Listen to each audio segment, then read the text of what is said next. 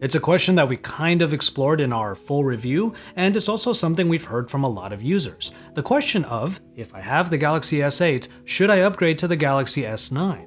Well, it's Joshua Vergara. What's going on, everybody? And we're here to explore that a little bit. We don't really have a full versus between these two, but we did get some camera samples, and that for the most part, or rather in a nutshell, is the main difference between the Galaxy S9 and this, the Samsung Galaxy S8.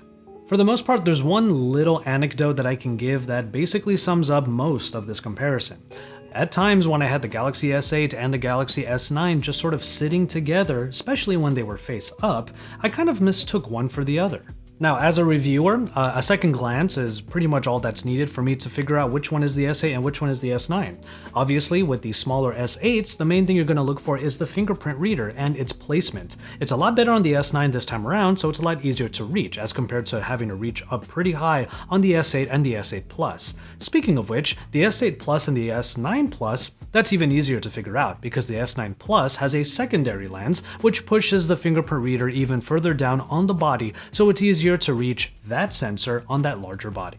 So I went ahead and used the Galaxy S8 for a few days because I sent my S9 Plus over to another team member for further testing. What I wanted to do was see if the day-to-day experience was actually any different between these two. Now, obviously I'm going from the Plus model down to the regular model, but that just kind of reinforces what I said in my full review. I would prefer the smaller edition, mainly because it's just easier in the hand. But aside from the placement of the fingerprint reader, there's really not a whole lot separating these two lines. All of the buttons are in the same places, including the Bixby button over on the side, and you still have that haptic feedback home button on the front just below the screen. So if you press hard on the bottom portion of the screen, then you have effectively a home button. And the Infinity display is basically the same. They didn't really put any changes into it at all, and the specifications still bring Quad HD to a Super AMOLED screen that looks pretty great. Now, performance is something that you might want to upgrade to when it comes to the Galaxy S9 because it has the Snapdragon 845, and also the Galaxy S9 Plus has 6GB of RAM, so you might want that little bump up for multitasking and just overall performance boosts. But the Galaxy S8 has the Snapdragon 835 and has been working perfectly fine. I've been able to play plenty of games on this, especially with Bluetooth controllers that I've been trying out lately, and I've been able to get pretty much everything done during the day, and the experience hasn't changed a whole lot. If anything, certain features might be different, like for example, Android Oreo is now on the Galaxy S9, but that should be coming to the S8 pretty soon. But even then, things like the picture-in-picture that Oreo provides the S9 are already covered by different multitasking tools like the pop-up view that is in the S8 and in TouchWiz already. So that means that the only real holes are in Bixby. After all, Bixby got a couple of updates, mainly in the AR side of things. It got augmented reality versions of live translation and even food recognition, which are kind of cool. It's debatable whether or not it would be useful for most people, but if it is for you, then obviously the S9 has that trump card.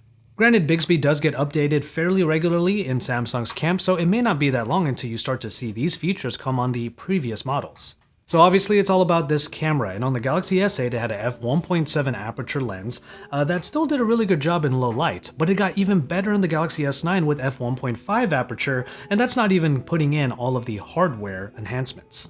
Adding actual blades into the camera that stop the aperture down to f2.4 aperture is just a feat of engineering, but the S9 does try to really enhance its photos not only with this dual aperture but also with multi-frame processing. RAM is actually built into the camera module. It takes a ton of photos and uses all of that data to create the best final results. Now, this isn't fully confirmed, but one thing I did notice during my review of the S9 Plus was that the multi-frame processing seemed to only work on the main lens. Even on the zoom lens, it didn't really seem to be doing its magic, and it certainly wasn't working in the front-facing camera. So that DRAM that they built into the camera module is only really in one place, which kind of makes sense because they have to build those camera modules for also the smaller S9, so of course it would be in the main lens and probably nowhere else. One of the obvious omissions in the S8 compared to the S9 are all of the new modes that were added in. If you look over to the modes of the S8, there really isn't a whole lot to get excited about there compared to the newest model. You have super slow-mo in the Galaxy S9 and also AR emoji if that's something you really want to use. But of course, the main thing we want to look at when it comes to these cameras is the camera quality and whether or not the S8 really falls short compared to the S9. So we took a bunch of photos with the S8 when we did that huge camera comparison, and you can see a bunch of those videos and the full camera comparison here at Android Authority's YouTube channel and over on the website. Check the card so you can see the large camera comparison that Edgar and I did. So we focused more on low light shooting, and this was our main metric for comparing the two phones. In night conditions, with just the lights on this bridge to show us the way, the S8 was still able to bring out a pretty good shot, and it was comparable to that of the S9. Samsung does tend to work its cameras a little bit harder, trying to get a more exposed photo, which is a little bit of a trade-off because it's at the slight expense of an accurate recreation of the scene. But it's kind of hard to deny that Samsung is quite impressive in these really dark situations. One last thing we'll talk about in terms of the S9 Plus is a feature it has that might sway things in its favor: the portrait mode. Because there are two lenses on the back, the phone is using both of them in tandem to get the best possible type of portrait, with good bokeh effects behind the foreground subject. Now, arguably it is better because it's using both of those lenses and not relying on software, but in our testing we found that the cutouts are mostly the same among all of the devices, with the S9 Plus just being a bit more consistent. And so there you have it. After using this Galaxy S8 for the last few days, I found that if I just owned this phone and it wasn't broken or anything like that, I'm probably in good shape, at least until the next Note comes out, or you might even be able to extend it until the next Galaxy S device comes out.